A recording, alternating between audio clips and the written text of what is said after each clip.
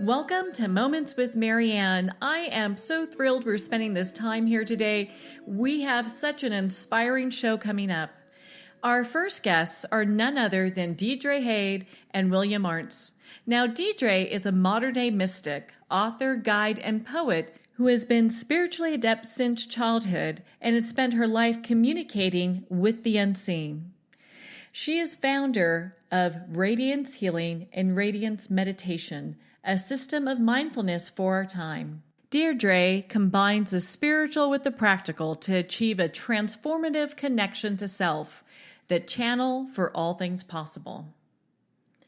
Now, she's here today with her husband, William Arntz, who began his professional career as a research laser physicist, developing wave optic simulators for high-energy laser systems.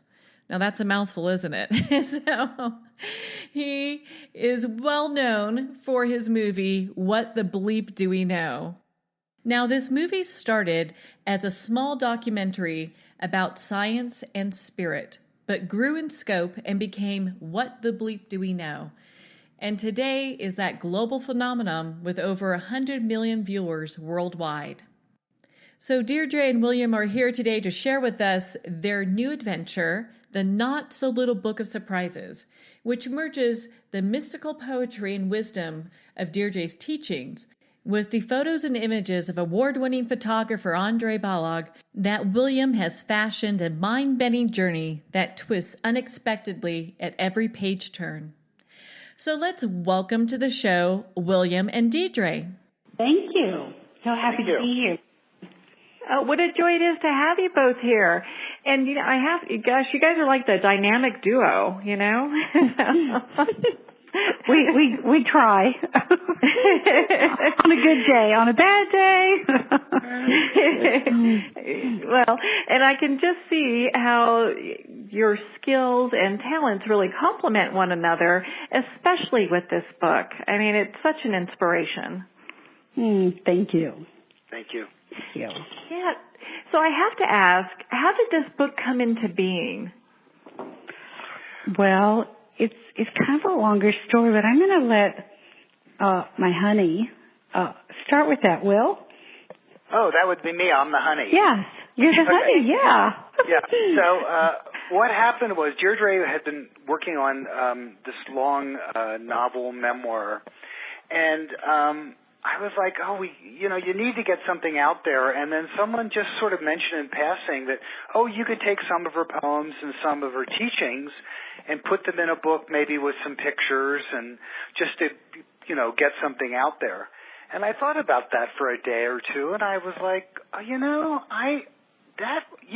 could do that because before I did this book, I made the film What the Bleep Do We Know? And so I'm a filmmaker, and I know how to take quotes and images and put them together in something that's not just a collection of quotes, but really has a through line and the story to it and whatnot. And so I decided I was going to give it a whirl, and I told Deirdre I wanted to do it, and she said, yeah.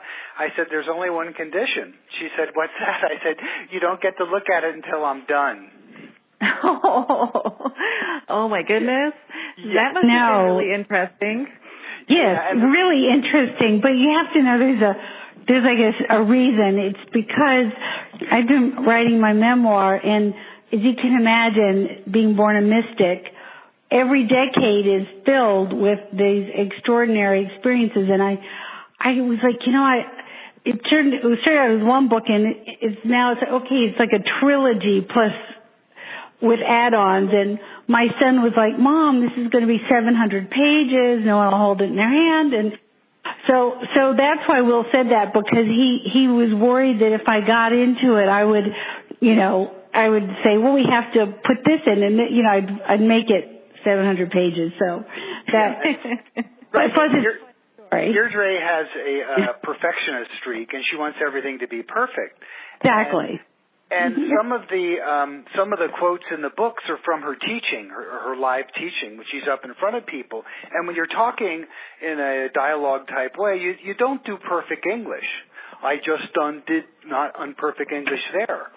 So, but it's conversational. And I knew Deirdre would want to clean it up and make it perfect English. And Absolutely. I'm like, no, you can't do that either. Because the conversational tone is part of it. So she agreed, and I put the whole thing together in 3 months. It happened really quickly because the other part of the book, the photographs and images, are from a photographer, Andre Balog, who he just happened to have 3,000 pictures laying around on his website that he didn't know what to do with. I did.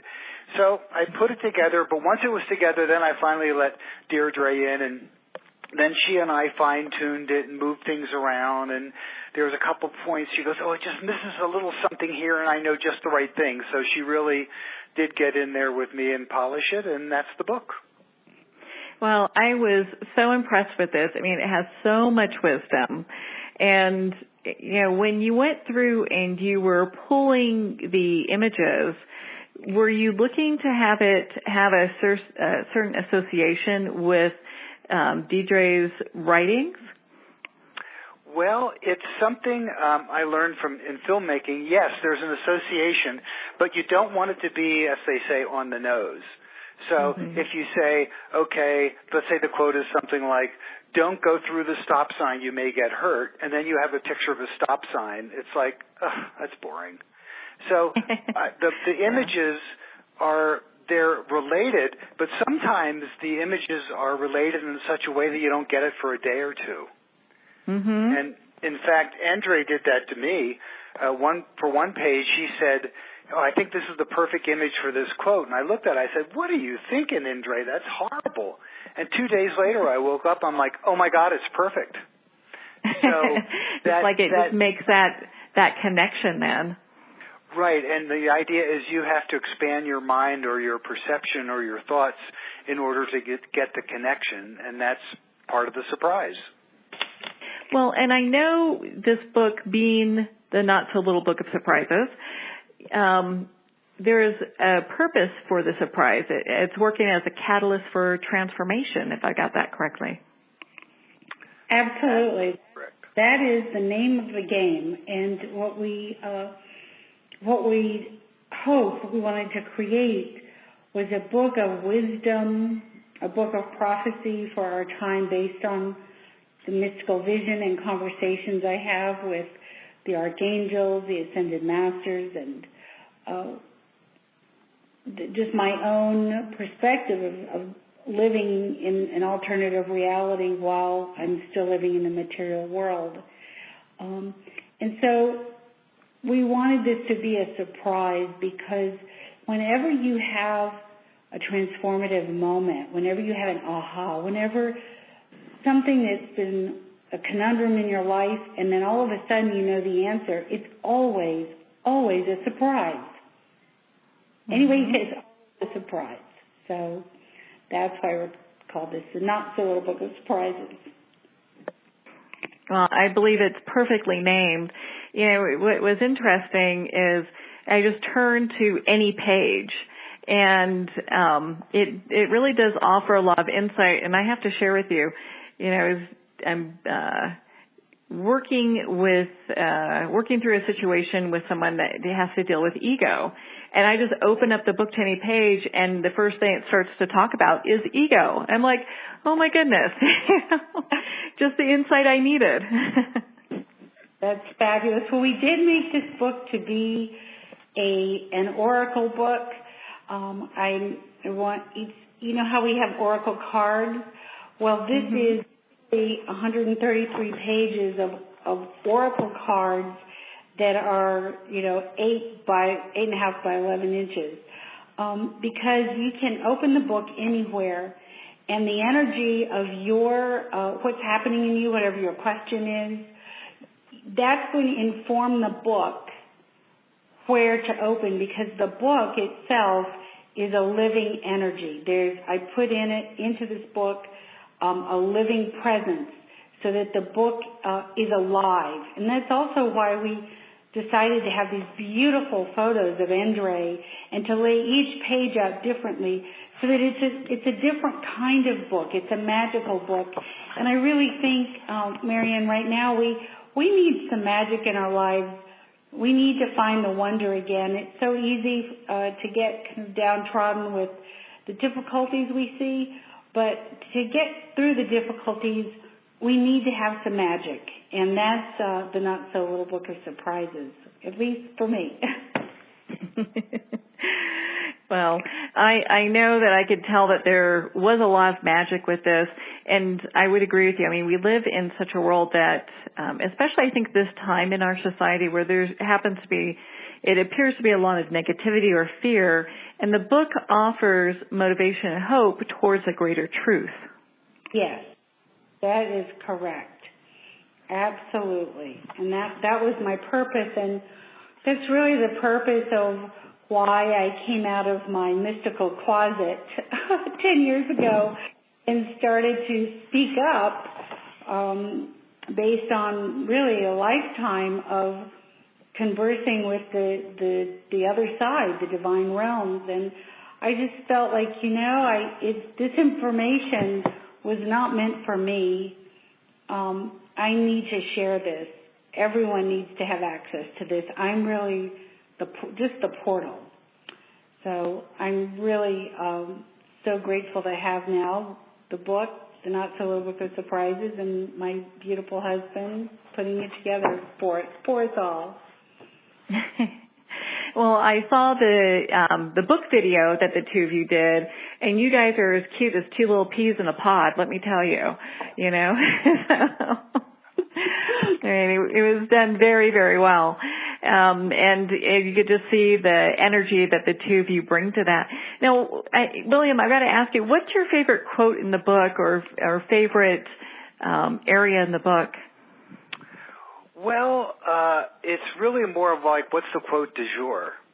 Because my favorite quote changes fairly often, quite honestly. I mean, I've got a bunch of them. There's probably 60 or 70 quotes in the book. Those my favorite, and of those 60 or 70, probably 55 or 60 are my favorites, which is why I picked them. Yeah. But the thing that really stands out for me is as soon as I got the idea, okay, I'm going to put this together, 5 seconds later I thought, and the backbone, the spine of this book is going to be this wonderful lyrical, mystical poem that Deirdre wrote a few years ago called In the Honey Jars. Mm-hmm. And In the Honey Jars, I remember the first time she read it to me, it's so trippy and otherworldly and yet understandable and somehow resonates that I just love that poem. And so that's why it's scattered, pieces of it are scattered through the book. And that was part of my idea, is so it's not just a random collection of quotes, that there really is a through line like you do in a film. There's a through line to the whole thing. So I guess if any one thing is my favorite in the book, it's that long poem, In the Honey Jars. Yeah, I thought that was absolutely beautiful, and I love how the book was laid out and the cover. I mean, you just want to pick it up and hold on to it. And I am so excited to be interviewing both of you on the cusp of this going out, because I can easily see this book going viral. Mm-hmm. Well, that's what we're hoping. That's what we're hoping, and that's what we're working towards, and lighting candles and doing all the rest.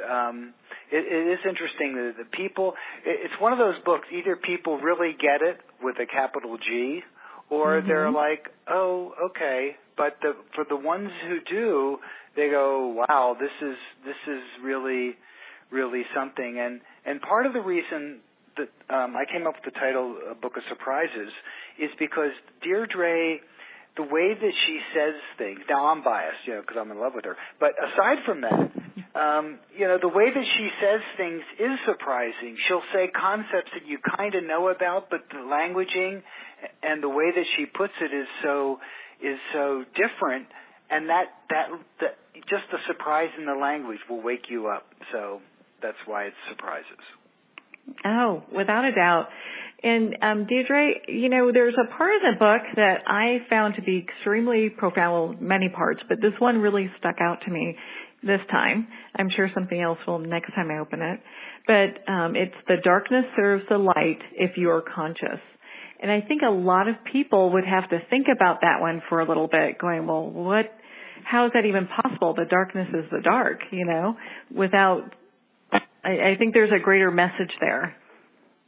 Yes, that is the line that was given to me by God, truthfully by God, over a 20-year period. And in that 20-year period, I went through many hardships that I don't want to get into, but let's just say I experienced everything and every trauma one could experience, and I lived to tell it.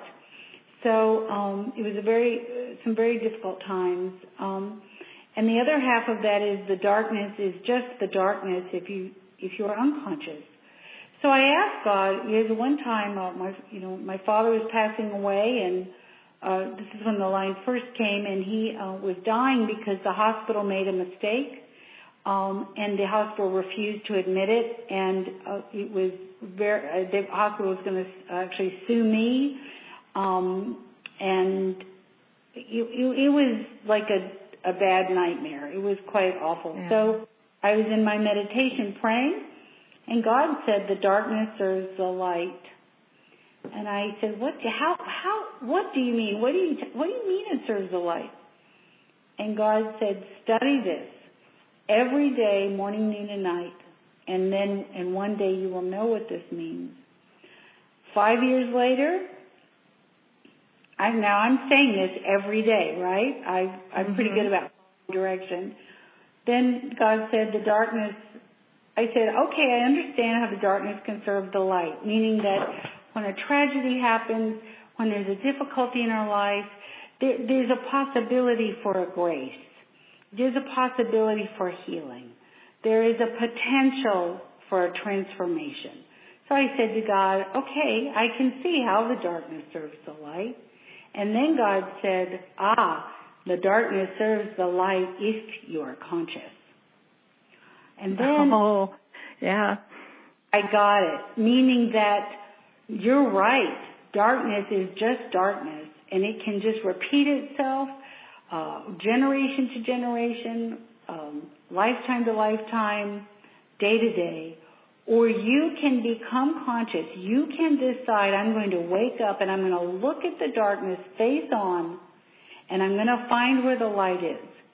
Because in all darkness, there's light. Just like in the night sky, there are stars. There is a truth. There is a grace. There is a becoming. There is a gift somewhere in that darkness. And it's our job to seek it out and find it. And when we do, then that kind of darkness is over. We move out of it. You are clearing the karma, clearing the patterns of one's life. And that quote I'm so grateful to God for giving me this teaching, because with that one line and nothing else, my life has transformed. The people around me have transformed. The people I've taught have transformed. And I have seen miracle after miracle after miracle happen by understanding that very one line.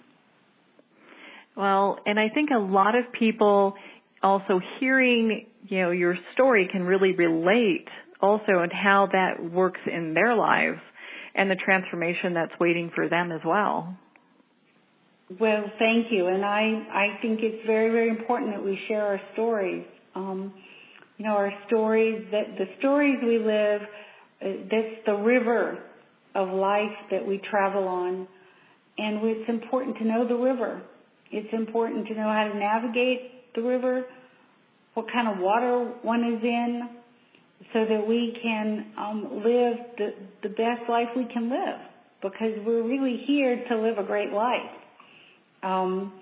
That is really the big plan, even though it doesn't always look that way. Yeah, I think a lot of times it could be a little surprising where the river is going to take us. That's the other thing. Yes, we're on the river of our story, the river of life, and we can't see around the corner. We can't know, and that's why it's so important today, Marianne, that we all embrace who we are as a spiritual being. We all embrace the mystical self that every person has.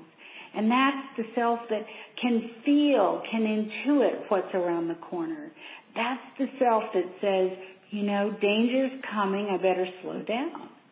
That's the self that says, this is a good time to rest. I'm safe.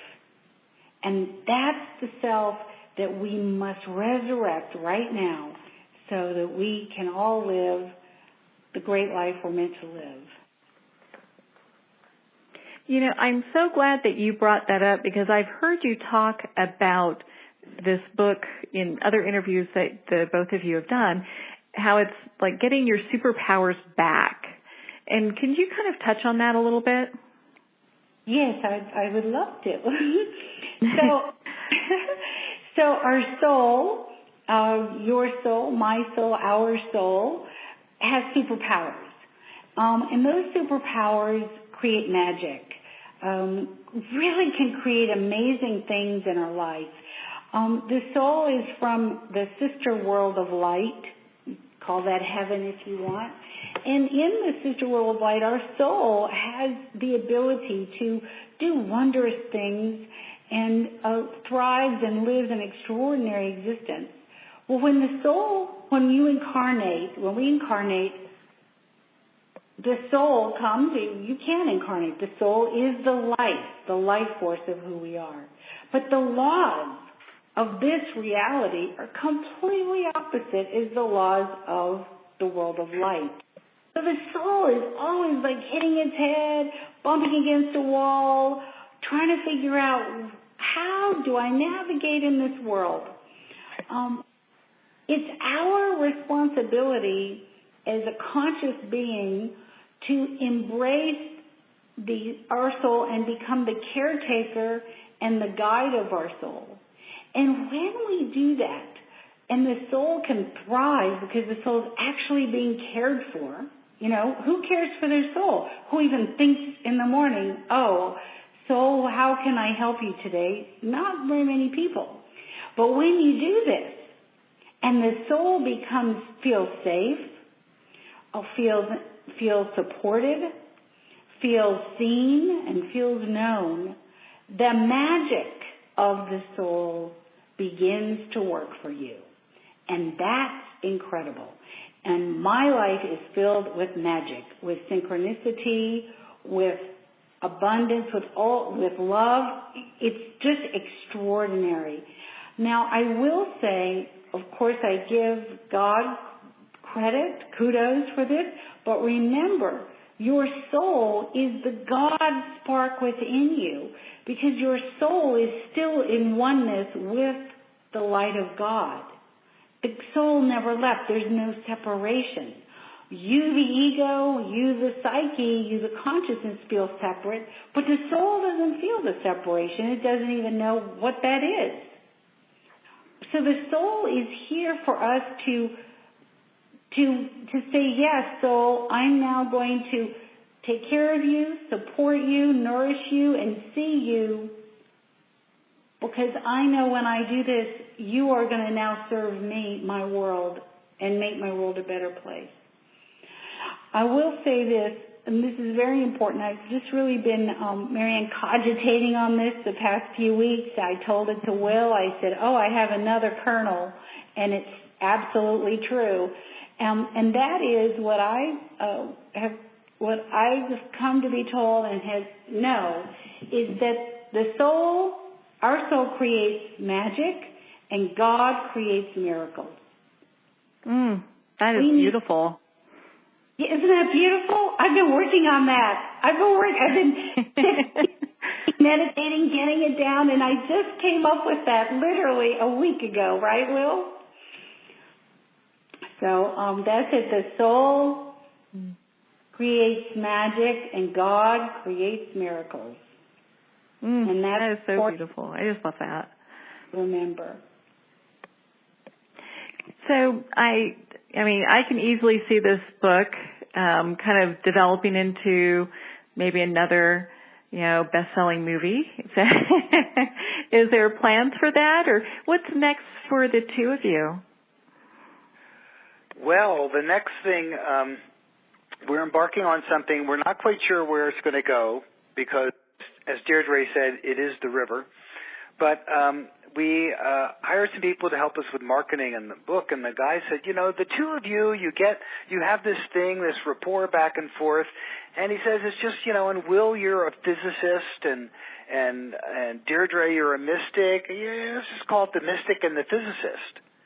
Mm-hmm. And everyone's like, oh, that's a good idea. So we're putting together a bit of I don't know if I would call it a show or a presentation or a workshop or a guided meditation or just some fun banter or some looking at science and mysticism and how they relate.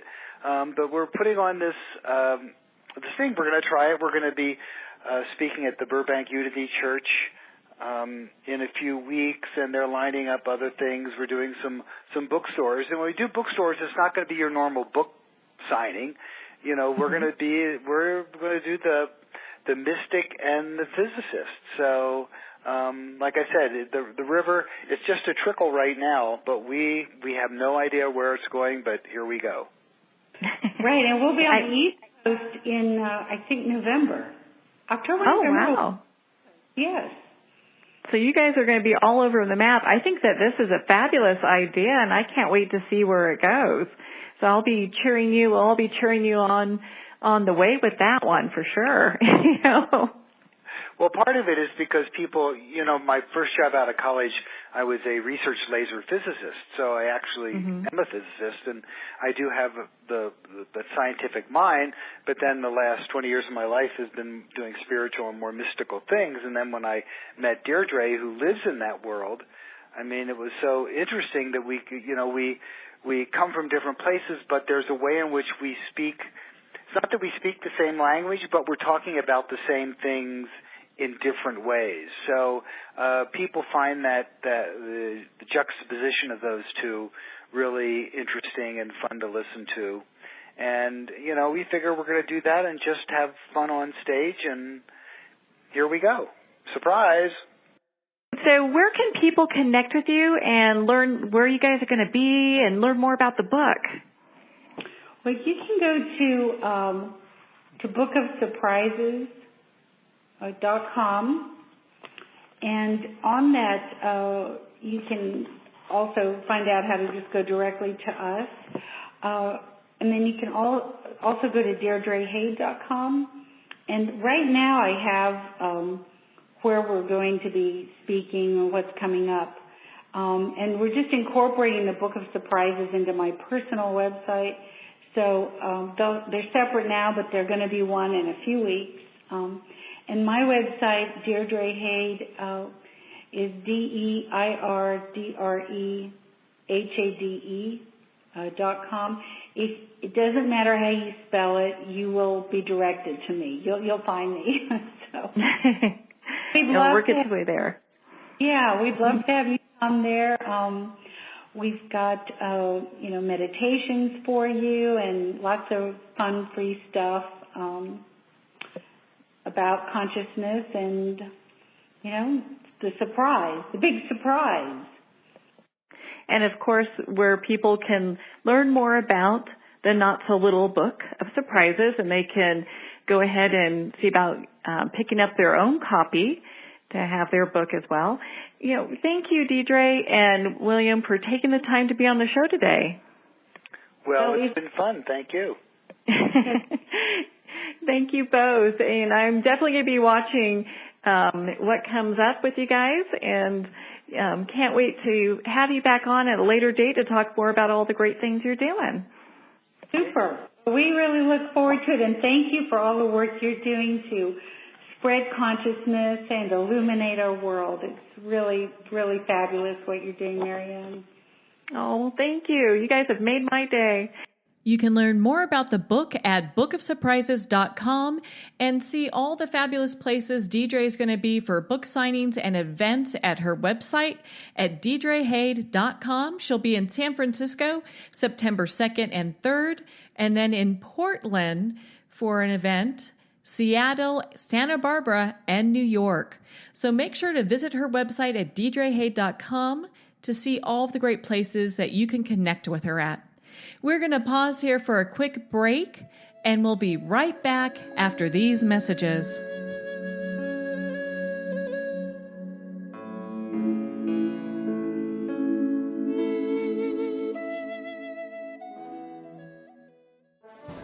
Internationally recognized and award-winning author Judy Goodman works and teaches outside the box of limited thinking. Working with people from every walk of life, her goal is to empower you to be the best you can be, no matter what the challenge is. Born with the gift of seeing beyond our normal vision, she has an extraordinary gift of working with every challenge. Teaching beyond conventional wisdom, her work is described as life-changing. Visit judygoodman.com. That's judygoodman.com.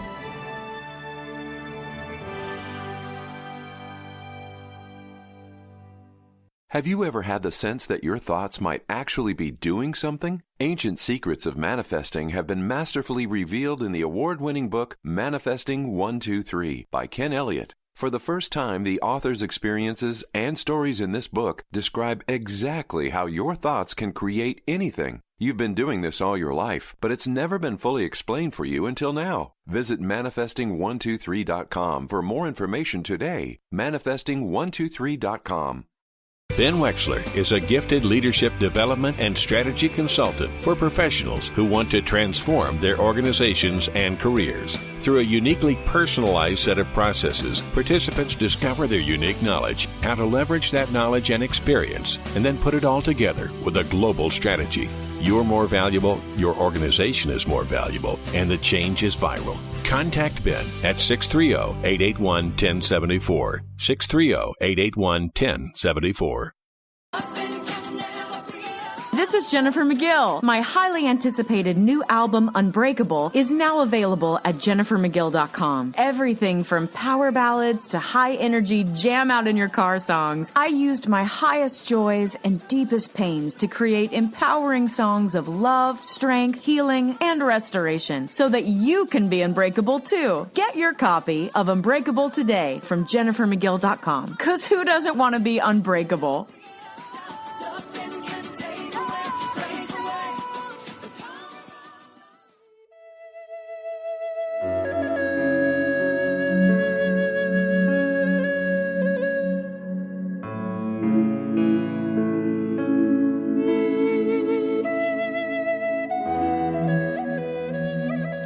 Welcome back to Moments with Marianne. I'm so excited we're going to be spending the next half of this time together. Our next guest is Sean McNamara, and he's here today to talk to us about his new book, Defy Your Limits, the Telekinesis Training Method. Now, early incidents of illness and surgery brought about a persistent fear and contemplation of death and what happens afterwards. In his early 20s, Sean became a Buddhist practitioner in order to use meditation as a way to navigate the nature of consciousness and reality. So let's welcome to the show, Sean. Thanks, Marianne. I'm really happy to be here today. Thank you for spending this time here with us today. I found your book to be so profound. How did you get on this path? Well, it was really accidental, and what happened, this is 2 or 3 years ago now, I was just in the perfect phase of my, I guess I could describe it as my spiritual life, to be open to this kind of thing. I was having a lot of questions about my ability as a meditator and also as a meditation teacher. I was looking for ways to inspire my meditation students. And I was also at a point in my life where I was willing to reconsider everything spiritually, including the role of tradition and what's allowed and what's not allowed, and what a person can do with or without the guidance of a teacher. And, when do you need permission for something and when is that not needed? So I was asking all these questions of myself. And then I happened to be watching a a YouTube video about a woman who had come back from having several near-death experiences, and she was sharing some new abilities she had gained through her lifetime when she had these experiences. And one of them was telekinesis. And I think she was naturally able to do this in an uncontrolled fashion as a younger person, but as an adult, she figured out she could do this consciously. And this is basically moving an object from a distance by using your mental intention, basically. And on the video, I saw her do it, and I thought, wow, that's really neat. And I'd heard of it before, but to really see it from someone who I regarded as, a trusted resource, it just looked real to me. It didn't look like the stuff you see on Hollywood or anything like that. It looked like a basic scientific experiment that you could observe right before your eyes. And I thought, I want to see if I could apply what I know about meditation to this, because this is really inspiring and it can open a lot of doors. So that's what got me started. It's a very interesting topic, and I am lucky enough to know both you and your lovely wife Sierra. You guys have a fabulous meditation center here in Colorado in Denver called Mayu Sanctuary, and I know that you train and teach meditation quite a bit. Was it, when you got into meditation, you started on this path, was that something that just kind of developed over the years? Is it something that you really kind of got into for a specific reason? Yeah, to put it simply, it was my fear of death that got me involved with meditation. I grew up in a Catholic family, and I'm a very stubborn person, a very inquisitive person, and I realized that I wasn't satisfied with just being told what to believe, and I wanted a tool, basically, to look into my own experience. And as I went through high school and college and learned about world religions, and I grew up overseas, so I knew that there were other religions besides Catholicism, but I learned more and more about Buddhism, and that it offers a path of meditation as a way to look into your direct experience and to start to find answers for yourself. So I, in my early 20s, took up meditation in a very serious way, and that's why I got started, because I wanted to see what am I? Who am I? And how long do I last? Is there any way that if I look into my experience now, that it might give me a clue as to what happens at the point of death and beyond? Because I had some instances growing up where I thought I was going to die. And for some reason, the fear really stuck with me. I think it's because the first time it happened when I was 7 years old. I had appendicitis, and it was really bad. I came pretty close to going all the way through there, and I remember the pain and everything, but really the fear. I was old enough to really understand that something really bad is happening, and I don't know where this could go, and it stuck with me. So I think a large part of my spiritual path since then has been looking into our deeper nature and what's temporary and what lasts longer than that. I don't want to talk about permanence, but, is there anything that continues? And I try and look at what continues now. And part of that is looking at how much of me is physical and how much of me is non-physical, because I think if something is non-physical but exists in some way, like intelligence or consciousness, then that gives me hope and optimism about what happens when my physical body dies. And that's the thing about telekinesis, is that it's an extension of that while I'm alive right now, if I can look at an object and make it move from across the room, that means there's a non-physical part of me reaching across space, making contact with something to such a degree that it's causing it to move. And there's so many ways to describe it. One way could be that, my consciousness isn't bounded by my physical body, or maybe my soul is bigger than my physical body. There are other ways to describe it as well. Well, I guess, someone could say that you're one with the Force, right? Absolutely. I can't deny that Star Wars and movies like that all my life have, like for many other people, have really opened up this line of questioning, how much of this is fantasy and how much of this is actually anchored in truth and our human experience. And more and more, go ahead. No, go ahead. Well, more and more, because of things like technology and the internet, we're able to share information faster and across wider geographic spaces, that we're learning from each other a lot more than we were 50 or 100 years ago. We're seeing what other people are learning and discovering, and because of the internet, and maybe because of the partial anonymity or safety of the internet, people are getting more brave about sharing what they've discovered. And they're not afraid about the repercussions, or not as afraid as they used to be before. I mean, 200 years ago, I'd probably be burned at the stake as a witch. And even lately, I think since I started sharing this, there have been just a handful of instances where people made that kind of accusation toward me. So it still happens, but it's very rare, thankfully. Yeah, well, it's interesting. When I first started seeing energy as a kid, and I would say that I would see it, I would have people tell me, no, you don't, stop lying. That's not true. And so it's interesting just how the path that people take in order to get to a certain level of spiritual awareness. Telekinesis I find is interesting. I think, most kids, if they grew up in the 70s, kind of did grow up with the Star Wars, where we're kind of going, gosh, look at Luke Skywalker move a bunch of stuff around. That looks like that's easy. What are some of the reasons that people would study telekinesis? What's some of the benefits? That's a great question, because I think we're just starting to discover that there are real benefits to looking into this in a serious way.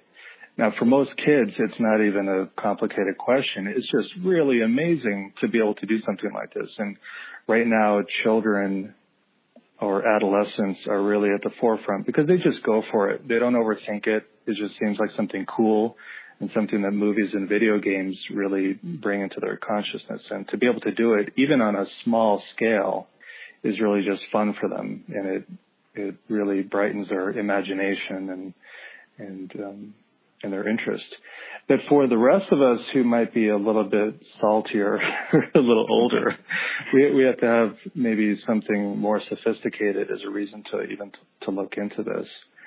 And so one group of people I think of are those who are involved with things like the book or the movie The Secret, or What the Bleep Do We Know, or the law of attraction, because there's such a huge movement right now, a greater understanding that the way we think about ourselves and the way we think about our life does have a direct impact on what happens to us, what happens inside of us mentally and also physically, particularly with our health.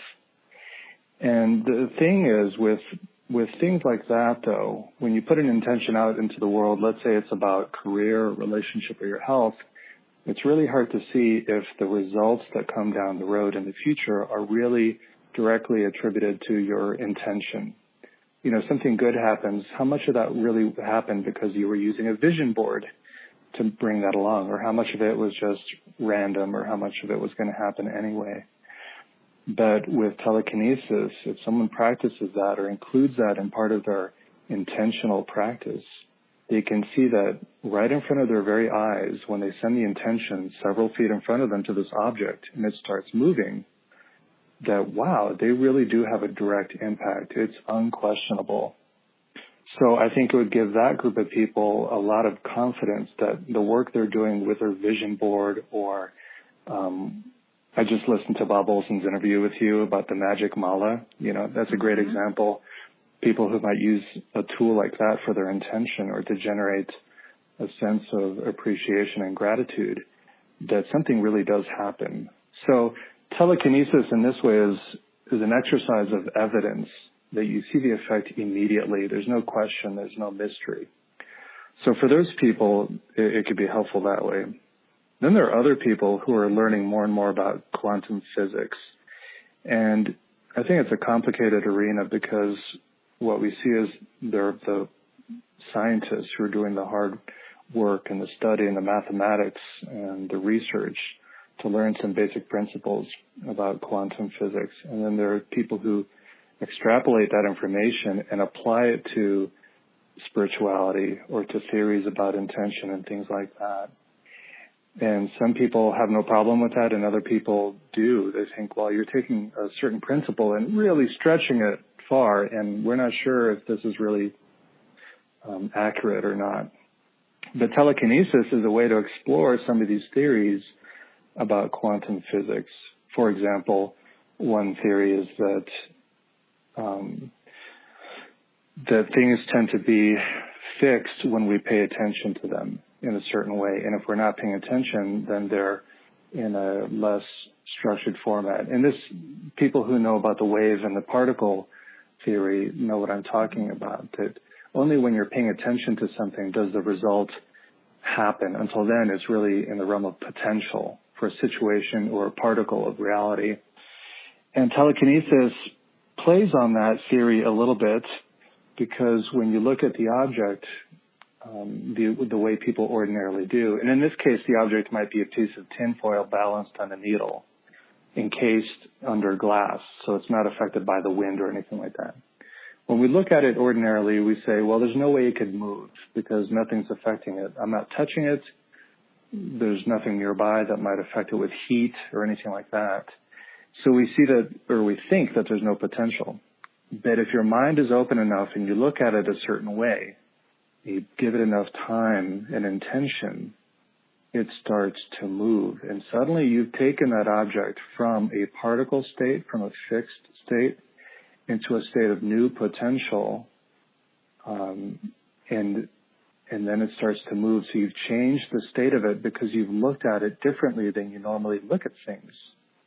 So that's just an example of how we can use telekinesis to look and explore some of the concepts of quantum physics. I'm not saying that those quantum physics theories are being proven by telekinesis.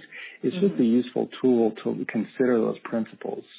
There's another one called the many worlds interpretation, that every time a person or a consciousness makes a decision about something, that the universe divides, and the universe where the person decided option A goes on the line of option A, but option B continues also in a totally different realm. And so when you're looking at the object, trying to make it move with your mind, maybe option A was the world where the object doesn't move, because that kind of thing is impossible with a certain kind of consciousness.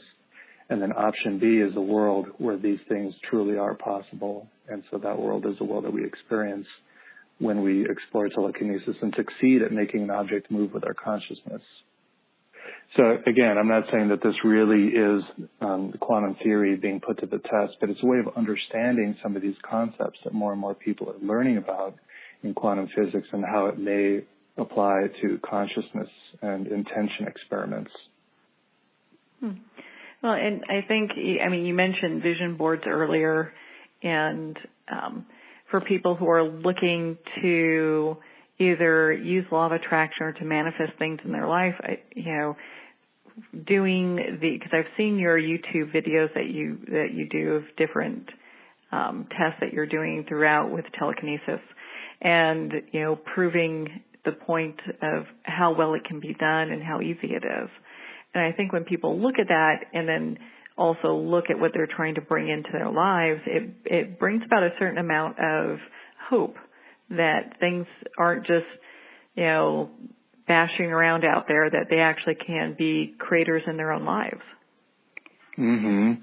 Absolutely. I think one challenge so many of us face is that we might unconsciously or accidentally believe that what we want to achieve in our lives is impossible. Maybe it's that job or that career path, or maybe it's that relationship or something like that. And some part of a struggle is thinking, I could never achieve that, but that's not really in my path. It's not part of my destiny. And what telekinesis exploration shows us is, here's something that most people regard as impossible. And maybe I even regarded it as impossible at a certain point in time. But then I discovered that if I put time into it, if I had faith in myself, if I was willing to ignore all the doubts in my own mind and the doubts that other people expressed about my ability, if I was able to ignore that and just practice my grit, sticking with it and not giving up, I actually achieved something that I thought was impossible. I made something move with my mind or with the energy of my body. And the same principle applies to whatever else someone might be trying to achieve, starting a new business or making a new discovery.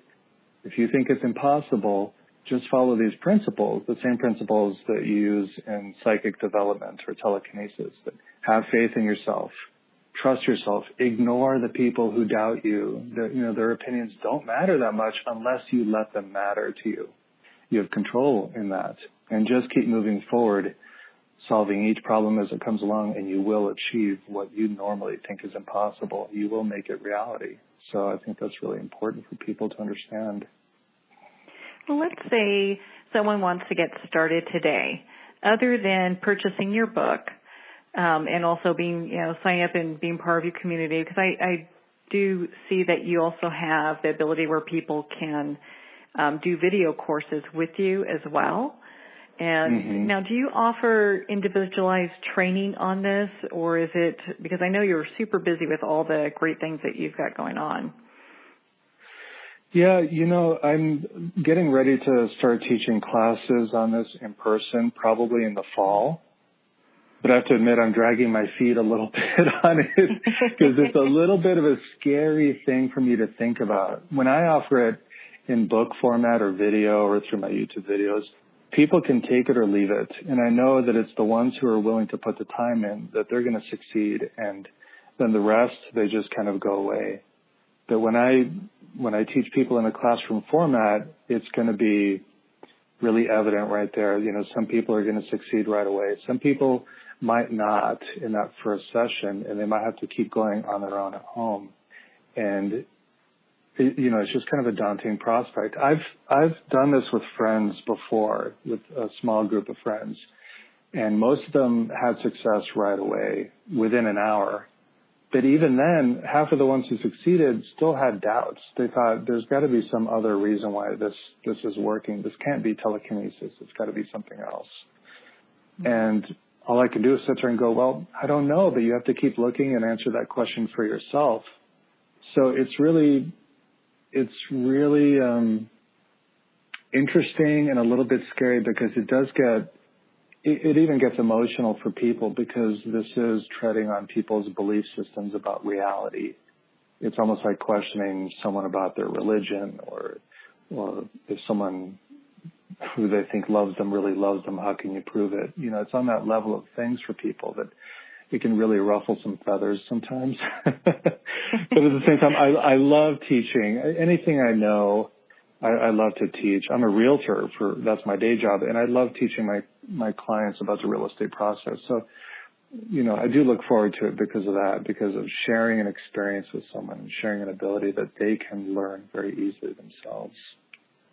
Well, and, what's interesting is when ideas or processes or new ways of approaching things push against the boundaries of our belief systems, we do get that pushback, and it could be for us internally, it could be, kind of in regards to what it is that we are experiencing. But what's good about that is it allows us to really examine our level of belief and determine whether or not we choose to continue to believe that or not. So with the telekinesis, you might get a little bit of a pushback for people who are trying to determine, hey, is this real? Do I believe this? Does it go against my beliefs? But it really does open a door that offers them a greater amount of freedom in the long run if it's something they choose to follow through with. Absolutely. And that very last thing you said, that if it's something they choose to work on, is really important. That it absolutely is a choice. And what I want to avoid more than anything else is turning telekinesis into some sort of religion, or making it dogmatic, or making it seem like some sort of indispensable tool that everybody has to climb on board and get involved with this. If that happens, that'd be really sad for me, because it's fun, it's liberating, it's really more a bridge between science and spirituality. And for it to become dogmatic, or for anyone to put a trademark on it, either literally or figuratively, I think would be a shame. So I do want to leave it as just a really open choice for people, that here's another thing, and take it or leave it. And I don't even want to be a defender of telekinesis either, because I even have my own doubts. And I know that any year or any month from now, someone could discover a real scientific basis for it. And I know there's got to be some explanation for it. We just don't know now. But it'll happen, and people's understanding of it will shift again. So I try and stay, I know that what it is for me, I know what I've experienced, but I know that it's going to change over time. We're going to learn more about it and take some of the mystery out of it, which I think will be a really good thing. And for that reason, we should leave it an open thing and keep it nice and loose. Yeah, I agree with that. It's kind of like the mystery of the light bulb. We don't know how the light gets from, it's like, we don't really need to know how that works. It just works. Right. That's great, because that's what I tell people when they say, I really can't believe this. I say, well, let's just look at the idea of what you believe and what you don't believe. Because right now, we could use a microwave to heat up our sandwich or heat up a bowl of soup, but I have no idea how microwaves work. And the same thing works with cell phones. Everybody uses a cell phone. I could call someone in China right now and have a video conversation with them, and I believe in my cell phone, but I have no idea how that works. And same thing with garage door openers or whatever else. So it's just interesting that, human beings, we're rational, but we're far more emotional, and we're not rational in that aspect. So it's really funny how we get to see our own complexities in this way. Well, and so what are some tips for people who want to, they're like, well, I kind of want to explore this. I want to find out a little bit more about that. What would you suggest to them? Mm-hmm. Yeah, the easiest thing to do is everyone probably has the materials at home. It's really best to use a little piece of tin foil, something about the size of a gum wrapper, like a stick of gum, something about that size, and find a needle and a cork or something, stick the needle in it, and then fold that piece of tin foil in half like a little pup tent and just balance it on the needle and just put it right in front of you. And you can play with your hands, because one theory I have is that this is not only about consciousness, but it's about the subtle energy in the body. And you can just pretend that, or not pretend, but imagine that it is the energy from your body that's crossing through space to make contact. So you place your hands near the object, so this little balanced piece of tinfoil on the table, and let your hands move closer to it and move further apart while your eyes stay on that piece of tinfoil. You'll just notice that as your hands get closer to it, it moves differently than when they move away from it. And then you'll find a range, like a certain distance, that this object really does seem to have an effect from your hands. And then you can just start to exercise the silent intention in your mind that you just want it to turn. And it's just a very subtle feeling. It's not like you're saying, turn, turn, turn. You're just having this feeling of wanting it to turn. And you might notice that it starts to respond to that as well. And then you can also play around with your breathing. And I teach a special breathing technique, but it doesn't have to be that complicated. But you could play with breathing in slowly and holding your breath while you look at it and see if that changes the direction that it turns. Or breathing out slowly until you're completely empty and holding your breath out while you're looking at it and see if that changes it. And if people do that long enough, they'll start to notice that this object really does behave differently depending on whether they're breathing in or holding their breath or exhaling.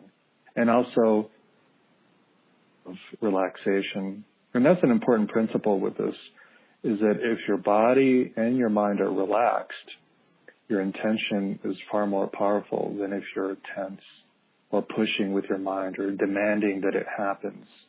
And I think that's a principle that people can learn through telekinesis and then apply it in their own meditation practice or with their vision board or anything like that, that relaxation is so crucial to make something happen. And that really goes into these ideas about ego and non-ego, because our ego wants it, either wants it to happen or doesn't believe in it and doesn't want it to happen. Whatever that is, there's this strong desire or this craving that the ego mind tends to feel. But it's the non-ego, that bigger part of ourself, our higher self, that doesn't function that way. It's completely relaxed and open, but it's still active. So if someone's playing around with this at home, it's not only a cute experiment on how your subtle energy can move an object when you put your intention on it, that it's a very fun and easy way to learn to relax.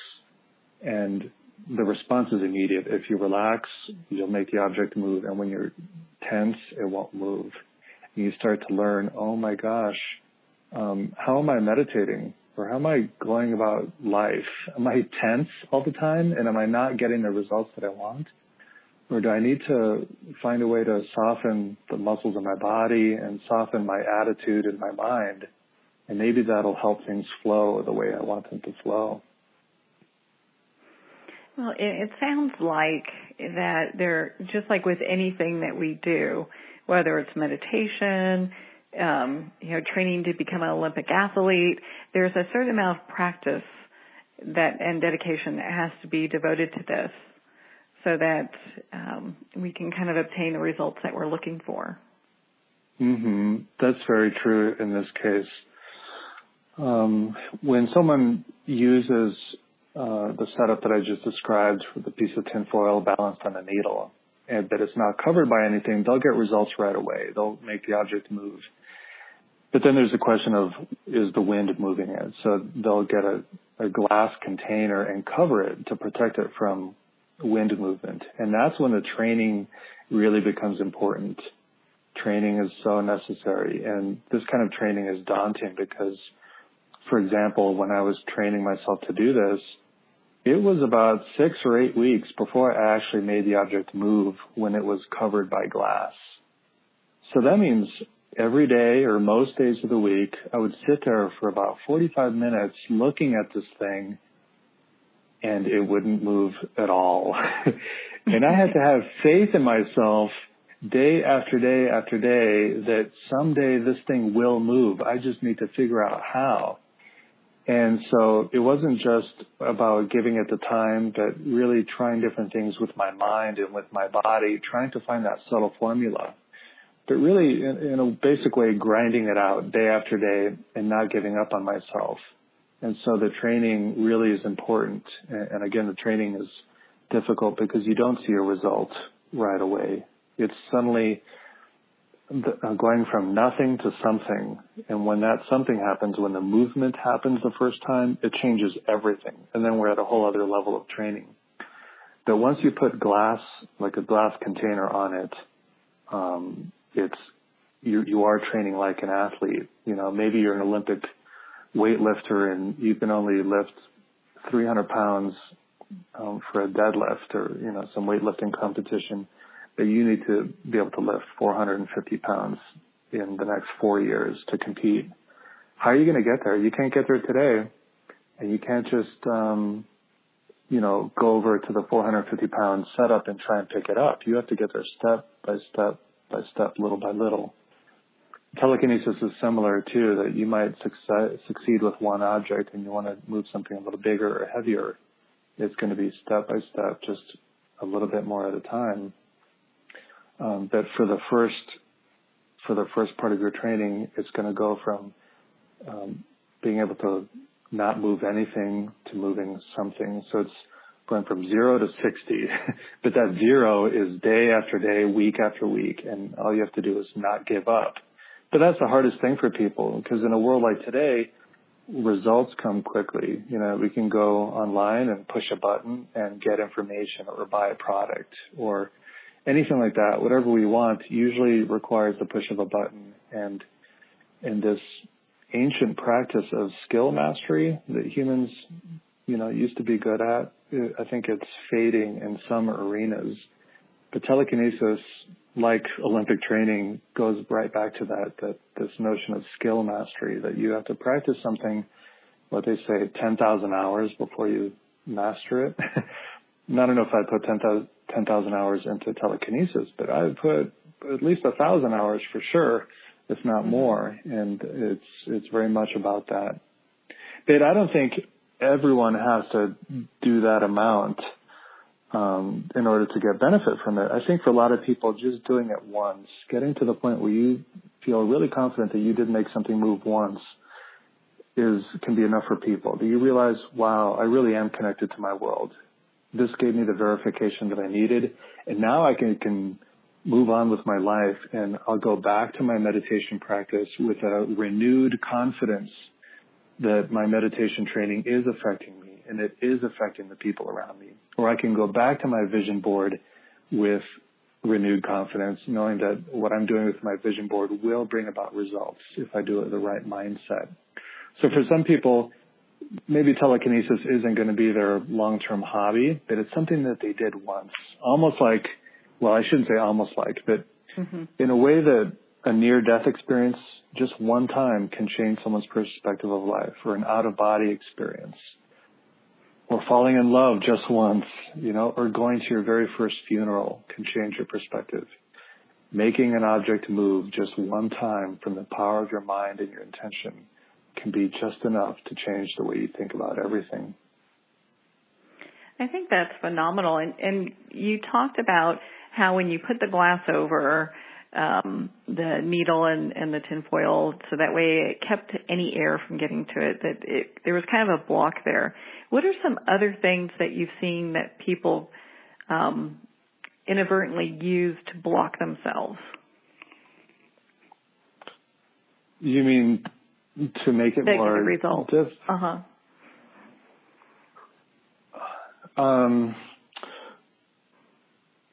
With some people might use, well, I think I'm still not clear on what you're asking. Do you mean in terms of training, or how do people just make things harder for themselves in general? Well, in terms of training, yeah, all the above. No, in terms of training, when they're looking to get a result, and from telekinesis, and they maybe feel like they're at a block. And I know that belief in yourself is like a big thing. You have to believe that you can do it. Have you seen that there anything else in the time that you've been doing this, because I know you work with quite a few people, that maybe like other things come up that people might not expect, Yeah, there's some basic things. I used the glass because I had doubts about the wind in the room being the cause instead of my intention. Some people start to wonder about static electricity, and I think that comes from a misunderstanding of how static works. And I created a video to show them that static is actually really bad for telekinesis. And I took a plastic cup and rubbed it on my hair to create a static charge, and I held it up to the object. And it ends up it ends up acting like it's a magnet. And so instead of helping the object move, it holds it in place and it freezes it. So I use that as an example to show that static is not involved here. It's not because I'm wearing a sweater that day that made the object move. Then for other people, they think, well, it's the heat from your hands. If you're touching the glass, you're heating up the air inside. So then I learned how to do it with my hands several inches away from the glass. And to be honest, I had doubts about that too. I had to prove to myself that it wasn't the heat. Every challenge that I overcame, I had to, because I had that doubt about myself. So every time I had a success, it was followed by a new doubt, and I had to overcome it. And then I thought, well, maybe there's just something else about me that being close to the object was making it move. And what if I got further and further away? And just a few weeks ago, I released a video where I'm basically standing 20 or 25 feet away from the object while it's under glass, and I'm still making it move through my intention. And I know people who they've done experiments where they'll go into another room and close the door and send their intention, and it moves. So the distance thing is another point where some people might need to overcome that and stretch their ability further and further until they realize that consciousness really is at play here. Then there are other challenges that I haven't been able to answer, and these are really strange anomalies. But they're really fun to talk about, because what seems to be the case is when I work with the same object or the same piece of tinfoil for a long time, it seems that we develop a really strong relationship to the point where, let's say it's 3:00 and it's time for me to go practice my telekinesis, and I walk in the room and the object is sitting there under glass, and I sit down, but even before I start applying my intention, it turns, and it's almost like it turns to look at me or to greet me, which is really weird. Like, why did it start moving before I set my intention on it? And then other strange things that happen are I'll be applying my intention that maybe I'm not in the right frame of mind and I'm being pretty aggressive about it, or I'm pushing, or I'm having some strange expectation about it, and nothing happens for 20 minutes. It sits still. And then I just give up. And I look away, or I stand up to just go do something else. And then it starts spinning like crazy, you know.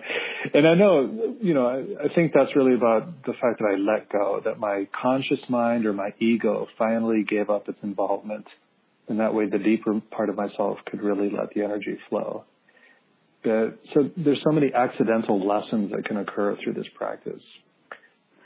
Well, and I think having you and the fact that you are a skeptic with all this, like you get to one point, you're like, well, how did that happen? I think it's perfect because you're asking the same questions that a lot of people would ask, but it makes it, I mean, it's a very personal experience doing this where you set things up and you're training your energy or your mind or both to really affect the world around you.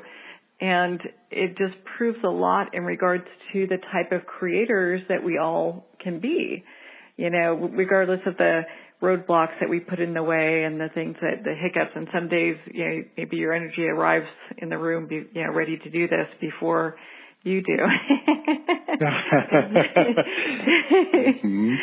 In setting that intention. But, yeah, I find it extremely fascinating. And so like any of these little hiccups that you have that come up, and it's like, well, that's pretty cool. You know, how did that happen? It just kind of sends you back to the drawing board to ask more questions. Mm-hmm. And I think that beyond the realm of telekinesis, for anyone who's looking into their life, the same thing can happen, that we face these challenges and then we overcome them, and then a new challenge arises. And that's how, you know, with age, we become sages, basically.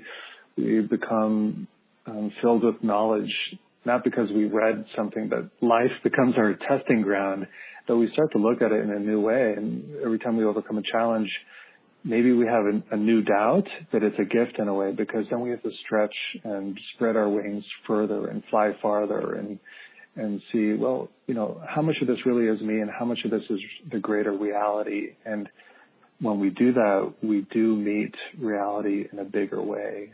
So we go from, well, this is just about me, the little me, and we start to see that it's not, that there's this whole big picture out there. But ironically, the way we meet it is by continually questioning our smaller life and trying to overcome our little obstacles, but they open bigger and bigger doors and show us bigger aspects of reality along the way. Well, and so, you know, all this just makes me think, and I want to dive deeper into it, you know, and I guess we could talk for days on this topic. So instead of getting it, because I got like a ton of questions still, but instead of kind of diving into that, what thoughts would you like to leave our listeners with today? That your frame of mind, that your attitude really does matter, and it matters in ways that we are starting to understand in terms of healing, in terms of sending love and compassion to other beings, in terms of our greater health and how we affect each other as groups. But there are also probably so many other ways that we're not even aware of that we do contact reality or our life, that we will become aware of them in the future. That so much is happening right now, and I think the key is to just have faith that all you have to do is not give up on yourself. Don't give up, and everything will work itself out. You'll meet the challenges you need to meet, and it's not about overcoming them and then you're fine. It's about getting to that next challenge, and you will overcome it as long as you don't give up, and then there'll be the next one. But it's about us as individuals, that because we are all interconnected, it's about the entire world. And so it makes these famous sayings that we all know now, like, be the change you wish to see in the world, and other sayings like that, they really are true. They're not just these cheesy bumper stickers. This is all really important and really true. And I think we're at a time on our planet where this kind of understanding is far more important than it ever has been in the past. And if we really want to preserve what we've gained so far and go further, we need to start thinking this way more and more as a group. And it kind of reminds me of the work that Dr. Emoto did with water, freezing water crystals, and how prayer and good intentions would change the structure, and just, this kind of falls along, in my opinion, some of the same line as that. So it's just phenomenal work. So yeah, go ahead. It really is connected, the intention with the water experiment, and something you said there made me want to refer to it, that I know in his experiments he used different mantras or different prayers and music from different traditions. And earlier it may have sounded like I was bashing on religion a little bit, but what this information really tells us is that whatever someone's religion is, it really is powerful. And as a society, we may have grown too far from that way of being as people, and we're a little bit too much into finding happiness into buying stuff or making stuff or using our planet or using up its resources. And maybe it's a time to reconnect with whatever our religion is or whatever our spirituality is, and find that deeper satisfaction within, the kind of satisfaction that doesn't depend on material things. And so I just want to share that because Emoto's work with the water really shows that as well. Yeah, it was one of the first books on that I got that really, I think, kind of changed things for me. So I'm glad that we were able to talk about that a little bit. But your book really kind of takes it to the next level where people can, because how many of us are going to have the high power microscope where we can freeze everything and see what's happening? Right. He had a team of people working on that, but what's nice is that we can purchase your book, The Telekinesis Training Method, and watch your videos and be part of your community and really develop that training ourselves. Where can people connect with you and be part of your community, Sean? Well, if they want to connect with me personally, I think the best way to do that is, if they're in Denver, come to my Sanctuary, come to that meditation center. I teach meditation classes there, and I'm there a lot because my wife is there. And that's one way to connect. And I do have a Facebook group for people who use my training materials. And there you can see videos of other people successfully doing this. So it shows that it's really something that can be taught. But I really want to encourage people to learn it at home and maybe form their own groups and share it with each other. I mean, I have this fantasy that one day parents will be teaching their children how to do this, and that'll fast forward their personal growth and understanding about how connected we are with each other. So I really want people to learn on their own and be self-empowered that way. Because the last thing I want is for people to be dependent on me or any other teacher for this stuff. This is really meant to be self-empowering, that they have all the information they need through the books and videos, and it's really just about their own effort. They don't need to depend on anyone. That any human being can do this if they give it the time and energy. Well, and I think, I love going to my sanctuary. It's one of my favorite places. And your wife, Sierra, is absolutely fabulous. She's just like a voodoo master reincarnated. My goodness. So both of you guys, Sean, thank you so much for taking the time to be on the show with us here today.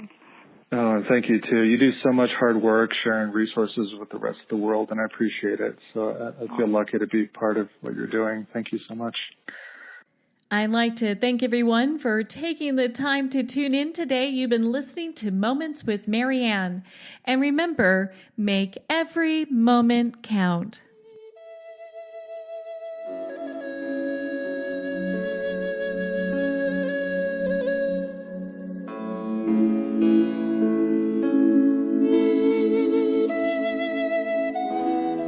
In a single moment, your life can change. Moments with Marianne is a transformative hour that covers an endless array of topics with the best of the best. Her guests are leaders in their fields, ranging from inspirational authors, top industry leaders, and business and spiritual entrepreneurs. Each guest is gifted and a true visionary, a recognized leader in her own work, and while teaching others to develop, refocus, and grow, Marianne will bring the best guest and sometimes a special surprise. Don't miss this. You never know just which moment will change your life forever. Moments with Marianne airs every Thursday, Friday, and Sunday at 8 p.m. Eastern, 6 p.m. Mountain Time. Make sure to tune in and visit momentswithmarianne.com for more information.